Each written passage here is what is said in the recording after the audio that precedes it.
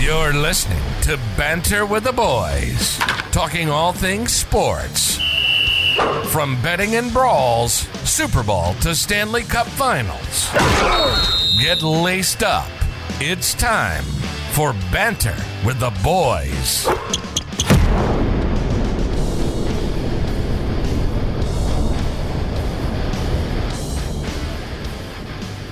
Ladies and gentlemen, and all you hosers in between, welcome to Banter with the Boys, Frozen Pond Banter. My name is Nick, and I am here to bring in all of our fun little goons here. We have Mr. Kyle here today. How you doing, Kyle? Doing good, man. Doing good. Can't wait to talk some puck. Finally, here we go. Oh, nothing but puck over here, I'll tell you what. Very excited to continue that. Love seeing that beautiful face, but we got ourselves a first-timer here. We got the Mr. Smeltzer in the building. Mr. Smeltzer, how are you doing there, sir? Hey, I'm doing pretty good, Nick. Thanks for the invite here. Super excited to get going, and just ready to talk some puck. Love to hear it, I'll tell you what. As always, we always like to take a moment and make sure that everybody understands that this whole setup we have going on wouldn't be possible without the wonderful work of a beautiful man named Kevin. Kevin, thank you so much for everything you do. This man is making sure we are out there bannering all day long.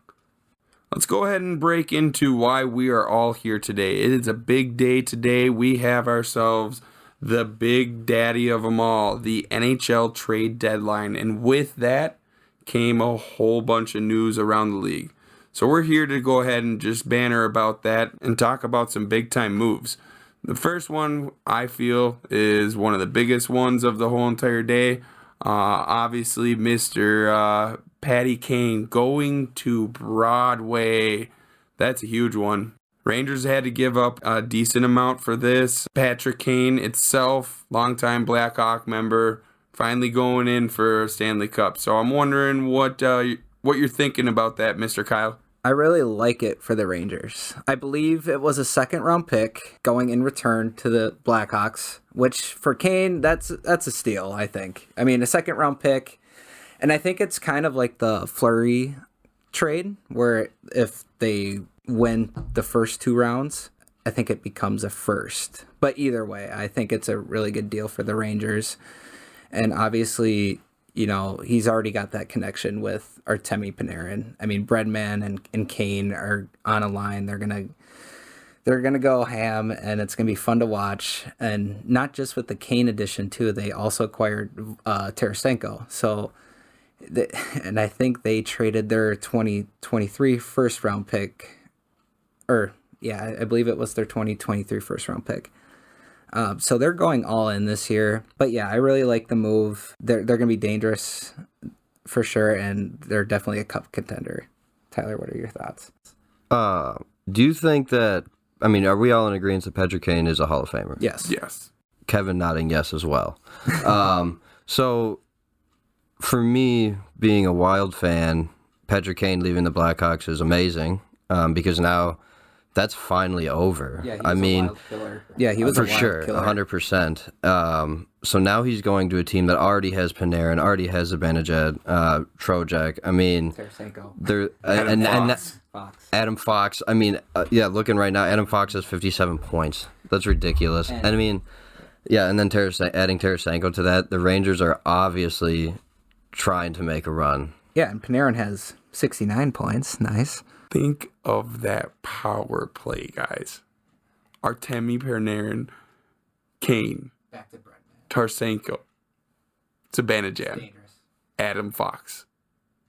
Nasty. That's like Colorado Avalanche, Joe Sakic days. Unreal. How?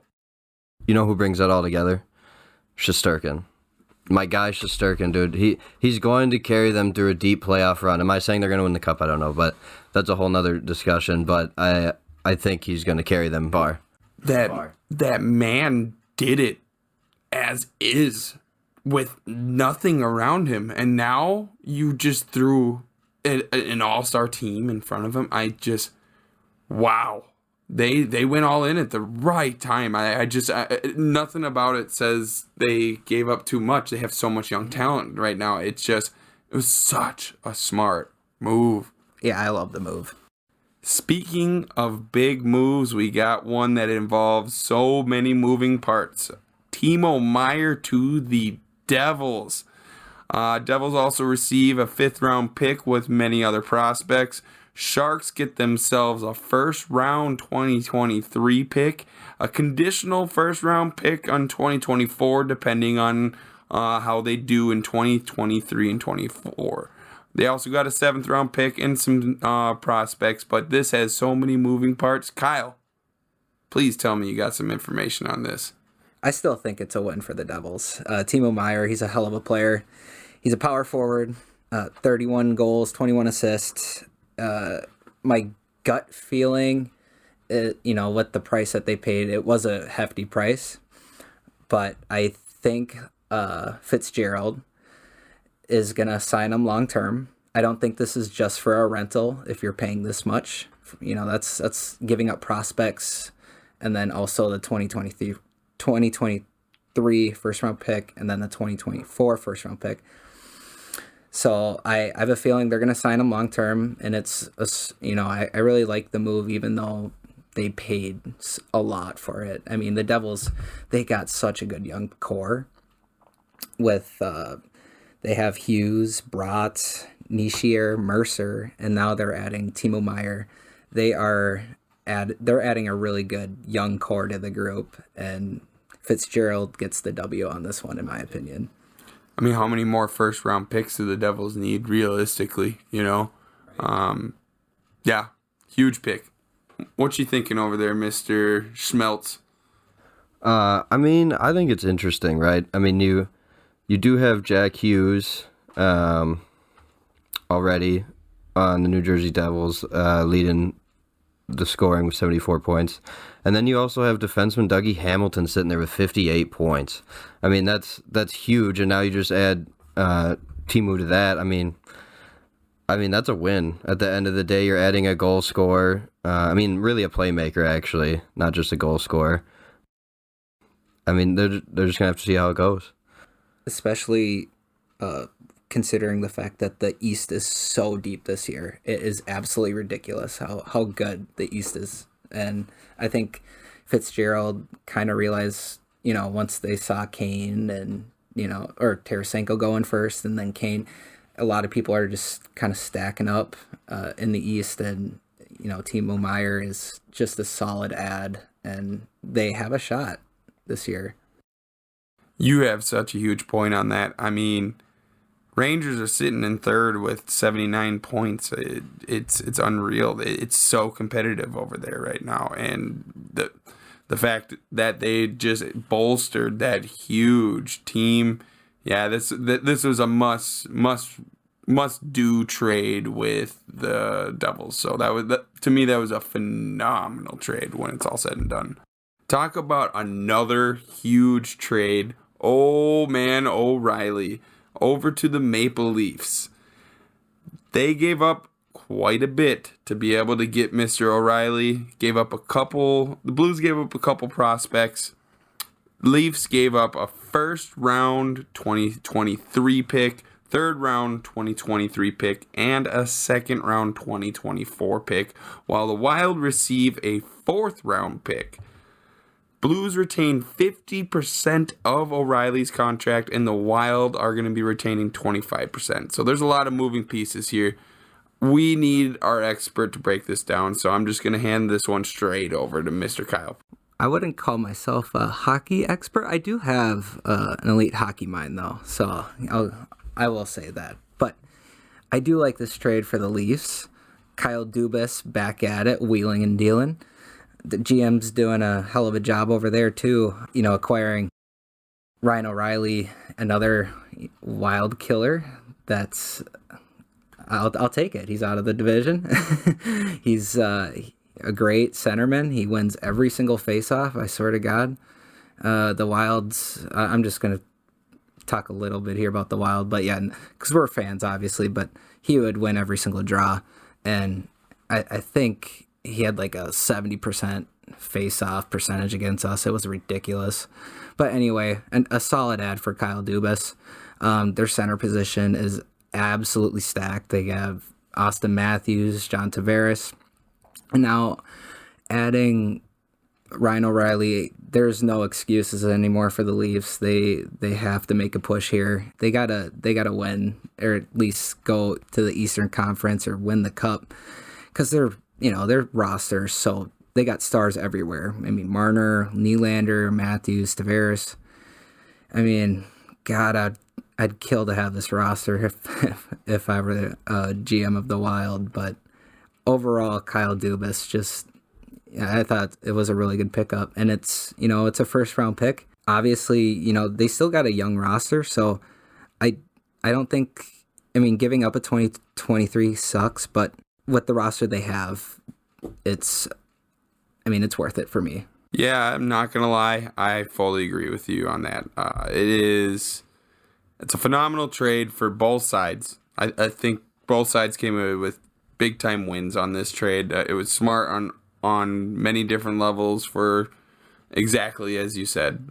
That kind of brings me to my next point. We might as well jump into our trade deadline winners, because I think this is probably where we are going to be able to kind of take to things and really break down what all happened over this last week, because this trade deadline was just unreal. Move after move after move, picks after picks being traded. So with all these moving pieces and all the transitions from team to team, this is usually the moment where we want to take a second and break down each winner and loser of the NHL trade deadline. Schmelzer, what do you got, my man? So I don't mean to kind of repeat myself, but I definitely got to go with the New York Rangers here. They're definitely adding two proven goal scorers. Yeah, they're both aging. They've both had injury issues here the past few seasons, especially Tarasenko. Kane too, really, honestly. But you're still adding two proven goal scorers to your roster. That can't be a bad move, right? Now, no matter what I say next year, I still think they are my winner 100%. But why does this trade almost make it feel like their window to win a Stanley Cup got smaller? So Panarin's I just looked. I think Panarin's 31 years old. Zibanejad's 29 years old. Arguably, that's kind of your prime, right? But adding Kane, adding Tarasenko, who are also aging, does it feel like their window got smaller? I think they got better. I think they're still a winner here, but it feels like their window to win the cup may have got smaller. Does that make sense? Do you know what I'm saying? Anybody? I fully agree. They had to give up so many picks just to be able to pay for all these players. It's gonna be long term felt. But man, it's a year for them to do it. Is it cup or bust? Yes. On that trade, I would say cup or bust for the New York Rangers. Oh, yes. I agree. Very interesting time to do it, too. Shesterkin is at a very solid time, but I don't call him at his prime. That's why I didn't quite see it coming. It makes sense. It's a huge win, like you say, but I didn't expect them to go all in on both. They're trying to win now, straight up. They're trying to win this year. They know they got a good Tendy and Shesterkin. My opinion, best Tendy in the league. I love my guy Vasilevsky in Tampa Bay. I do, but I think Shesterkin has overtaken him at this point as the best Tendy in the league, in my opinion. But Vasilevsky's close second, but they're definitely trying to just win the cup this year. I think look for them to make a really deep run. They're not going to go down easy. For sure. I also had Rangers at the top, adding just high caliber players and Kane and Tarasenko. It's a huge move, and it's pretty much cup or bust with this team. But I do think they'll make a huge push in this year's Stanley Cup playoffs. So my only thing about it is to be doing it at such a crazy time in that Eastern Conference right now. With the Bruins so dominant, with New Jersey such young talent, And with them kind of sitting third in the division, with even looking at wild card wise, gosh, I guess to me it makes sense. It is cup or bust, but I just was like, wow, man, I didn't expect that. Yeah, for sure. Yeah, I'm looking at the conference standings. So they're still sixth in the Eastern Conference.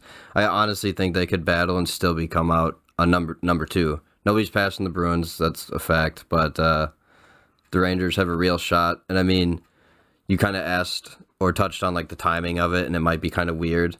But at the same time, like it's New York. Like it's a big market. Their fans want big moves, and that's what happened.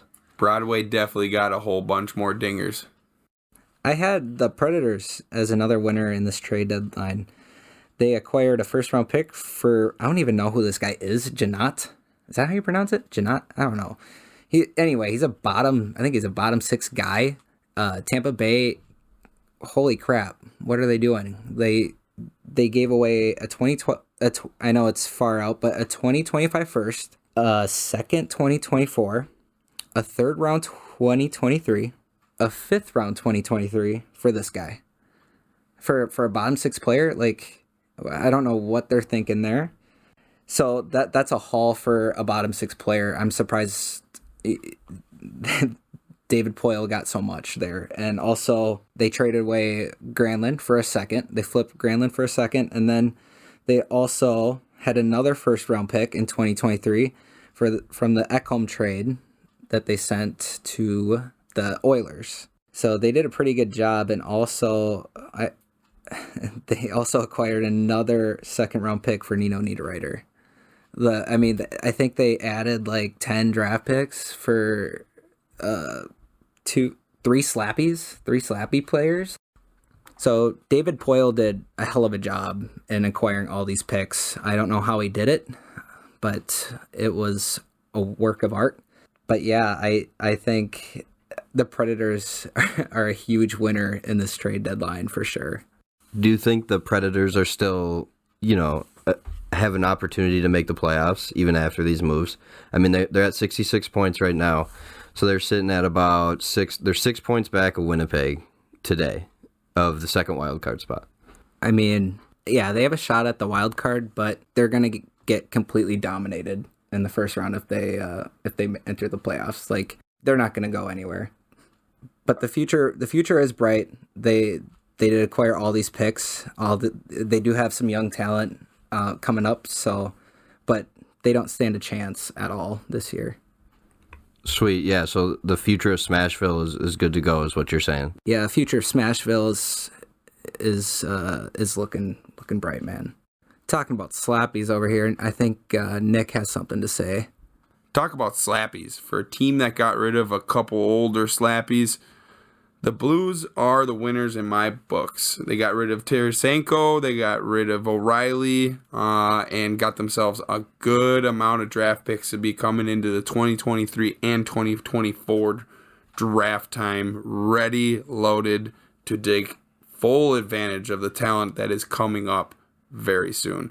So I think the Blues did it at the right time, traded away for the right prospects, and who knows, might be a gamble, but I just think that they're coming away with a good future. And I hate to say it, I'm a Wild fan. The last thing I want to do is see the Blues with a future coming, but they're my winner itself. Anybody got any opinions? The Central is, in a few years, it's going to be crazy. It's gonna be so competitive with the Wild's number one farm system, and then you got all these picks going the other way in with the Predators, the Blues, and hell, the Blackhawks. They could end up with Connor Bedard. Like, they're in the Connor Bedard sweepstakes right now, and that scares the hell out of me. Like, I do not want a generational talent. I don't want another generational talent going into the Central Division. It's been so competitive every single year. It's hard to sneak in. You look at, the Wild, and it's hard to make that wild card team because the division just has always been so talented, in my opinion. Yeah, speaking of being competitive, and like you're talking how, Chicago's in the sweepstakes, the Connor Bedard sweepstakes. The Blues also have 2 first-rounders this year, and that also kind of sucks, going forward as us Wild fans, because they can make a couple moves there as well. Do you know, Nick, was Tarasenko going to be a free agent at the end of this season? Like, was this one of those moves, like, trade him while you can, get something instead of getting nothing? That's a very interesting point because, yes, he is an unrestricted free agent in 2023. So essentially, they got rid of 50% of his salary, got a couple draft picks and a prospect out of it. That's just a win in my books for the Blues. Enough about enemy territory. As you might have guessed, we are some local Wild fans. With that being the case, this is the moment where we go local and we break down another winner. Might be biased, might not be, but Kyle, what you got over there? I want to know what's on your mind. I think Billy G did a great job at the deadline acquiring Johansson. I was kind of like, why? But then I had a conversation with Nick when it happened that there's got to be something. There's got to be something more. Billy G's got something cooking down the road there, which, led to the Greenway trade. And what a trade that was. Getting a 2nd-round pick and I think a 4th or 5th, a nice little throw-in there. What a steal. I was a big believer in the big rig, as they say. He showed potential at Boston. I really liked his game. He was a big power forward. He had some skill, and he could use his body. Well, he did that occasionally here for a couple games, kind of vanished like a ghost, in my opinion. He's 26 now, I believe. He's not gonna get any better. He's just another slappy, Charlie Coyle 2.0. I was a big believer in Jordan Greenway, but maybe a change of scenery is for him, and I hope it works out for Buffalo. But Billy G, just a big dub on that trade for sure. Honestly, low-key, I think Buffalo did kind of win that trade as well. I think it's a win-win for both teams, and I know I'm the only person with that opinion in this room right now, full of a bunch of Wild fans.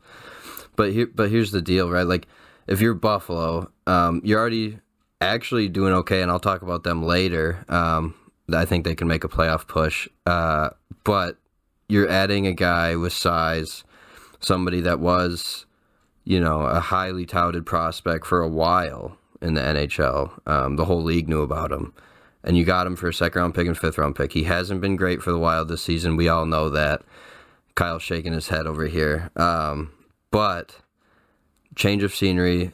Like you said, he's 26. He's still under contract for 2 more years. So he needs to know right now that these 2 years are kind of his prove-it years. I think if he does do it, I could see Buffalo re-signing him. I mean, he's somebody that you want on your team, as long as he finds his game again, because he is off right now. But I think it's a potential win for Buffalo on this, low-key. I think he only has, 6 or 8 points or something like that. It's not very high. 42 games, very invisible. We saw it. The thing that bugs me is that I see a lot of potential in him. Big size, you mentioned it, power forward, but he just didn't do it. And Billy G, before the deadline, was like, hey, Jordan, you need to wake up. You need to, or else I'm trading your ass. And that's what happened. I think he's got a passive attitude. He's kind of like, he's not a bad guy, but he's just kind of a guy that's just like, he's just like passive, you know what I mean? He's straightforward, right? He's straightforward. And that's one thing I really like about him. Who's straightforward? Billy G. Oh, straight shooter. Straight shooter, straightforward. But what I want to know, why did you text me when I texted you about Marcus Johansson? You're like, well, the only reason why it would make sense is if we get rid of Greenway. Touch on that. Like, I don't know how you're just always right. I am an elite hockey mind, Nick. But that being said, even going through the season, you heard about Jordan Greenway potentially being shopped. That's what happened. But, when you add Marcus Johansson, then you acquire Gustav Nyquist. That was another one. So after that deal went down, I'm like, okay, Greenway's got to be gone. Like, Billy G's got something cooking here. And that's what happened. He waited it out. He got a good deal. He got a second-round pick. Yeah, so second-round pick and a fifth-round pick for Jordan Greenway. I thought it was going to be way less. I thought it was going to be, a bag of pucks, for God's sakes. Like, he could have gone for a fifth. I think a fifth. I would have took a fifth or a sixth for him, right? The way he was playing. Because no one really saw the value. But credit to Billy G. He waited. He wanted a second round pick minimum, and that's what he got. Kudos to him. I would have never guessed a second round pick for sure. Yeah, ultimately, I still agree with you. I think it's still a win on the trade. But, you just saw Greenway, the first 10, 15 games of the season, he was actually using his big body the way he should have been and protecting the puck and driving to the net and doing things he should be doing. And it's crazy that I'm sitting here praising him for those things in those 10, 15 games when, you shouldn't be praising an NHL player for playing the game. You're you know what I mean? But I think, that flash of those games, still shows the type of player he still can be. He was still, dropping guys. He's obviously going to be on your checking line, but he still has the skills to put the puck in the net. So that's why I still think it's a little bit of a win for Buffalo. And Greenway, yeah, like you said earlier, he was doing fine. During the start of the season, he looked pretty good. But the thing that just really pisses me off is that, if you're that big and got that skill and you can kind of manhandle anybody, why aren't you doing that consistently? And you're getting paid millions of dollars. I'm sitting here. I'm 5'4". I'm a solid 5'4". And my driver's license, I put 5'8" down to round up a bit because it's math. But if I was Jordan Greenway, I would just manhandle everybody. I would literally use my body. I'd get in the dirty areas. How can you move a 6'6" frame? I don't even know what he weighs. It's got to be 210, 215, 220, around there. It's hard to move.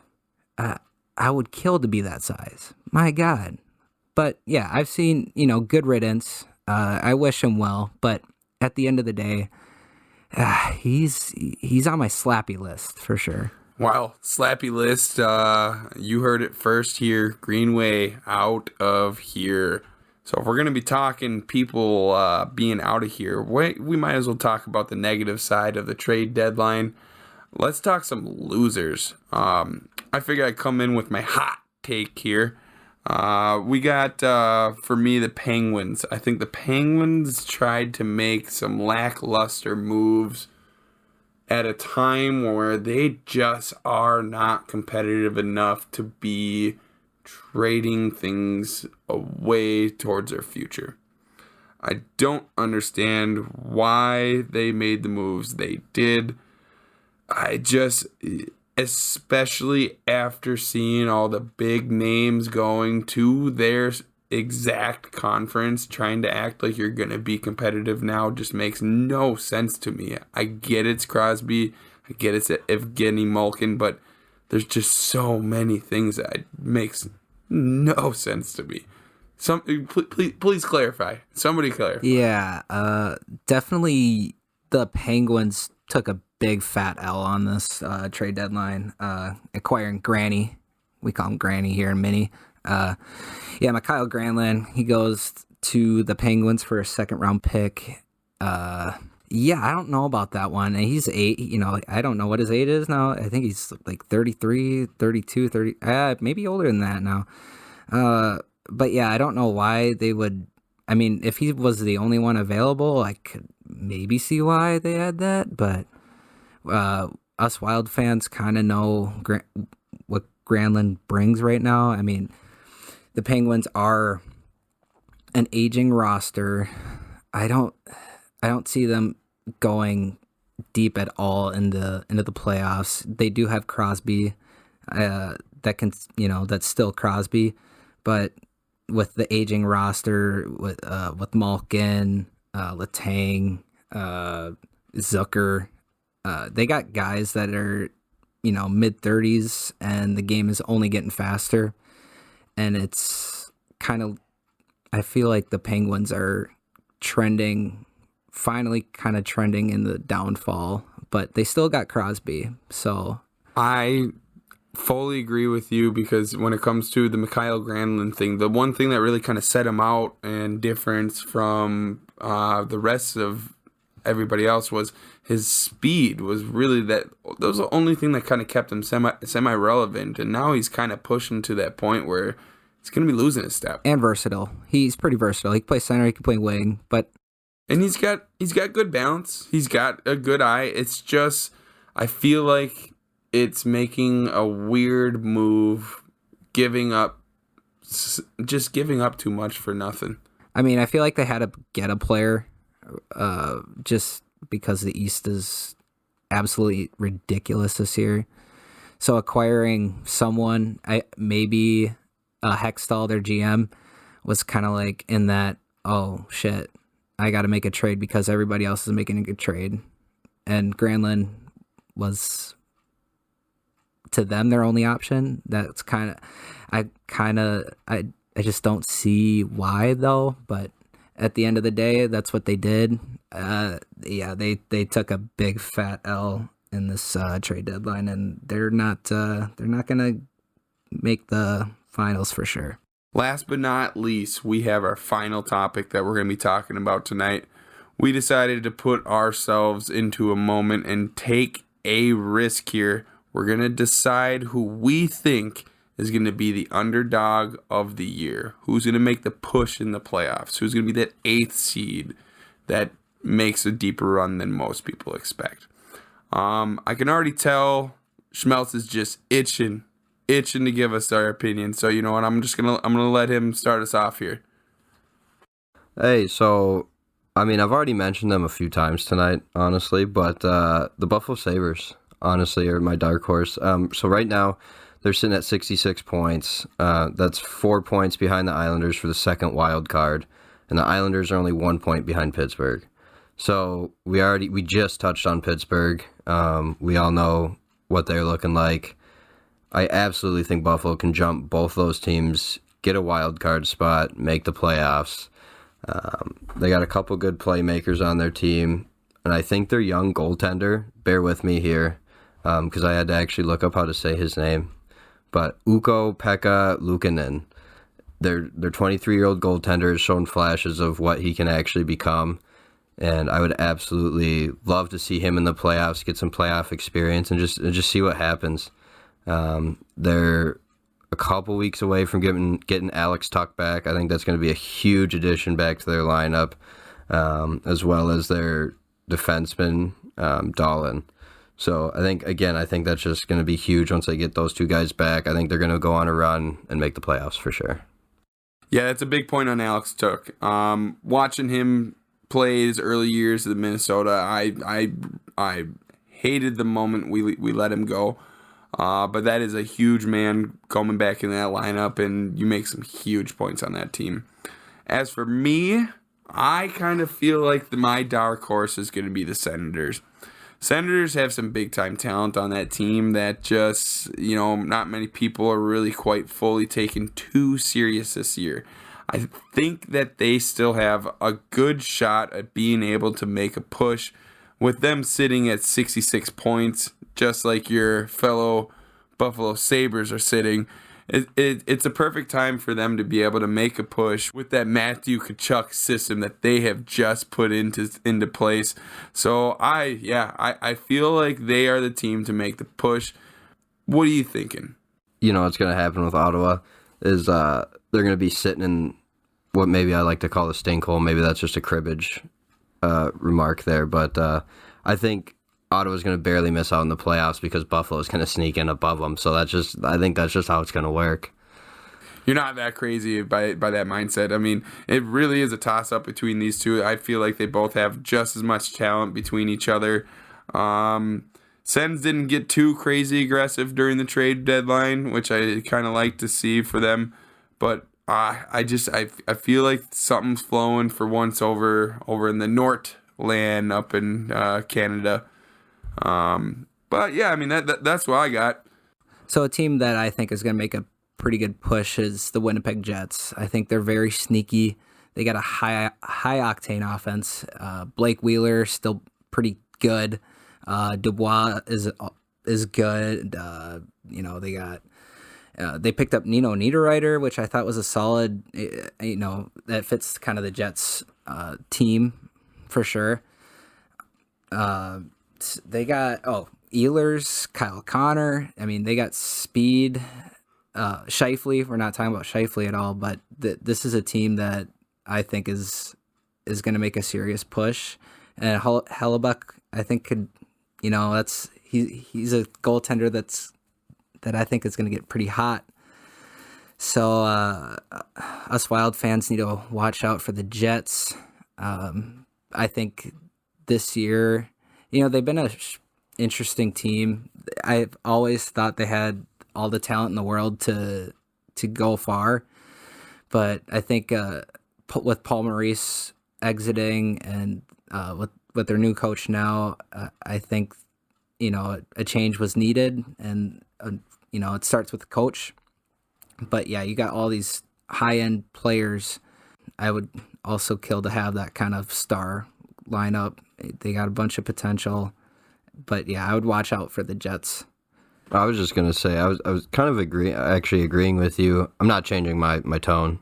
Buffalo's still my dark horse, but the Jets definitely have the goaltender to do it, Hollaback. And honestly, for me, if you haven't noticed already, I'm already a goaltender a homer a little bit. But to succeed in the NHL playoffs, I mean, you need a hot goaltender, and that's just a fact. And Connor can absolutely carry a team. Yeah, I definitely agree. I mean, as soon as you said Winnipeg Jets, an exclamation mark just went off in my head. I was like, gosh, I did not even quite think about that. So that is like the definition of that dark horse that I just, point valid down to the T. Great points. Thank you, sir. I really appreciate it. I mean, I am an elite hockey mind, not some slappy, but thank you again. Well, that just about does it for all of our topics today on the NHL trade deadline episode. Thank you for listening. Until next time, all you hosers, we'll catch you on the next one. Don't forget to follow, like, and subscribe. Tune in next time for more banter with the boys.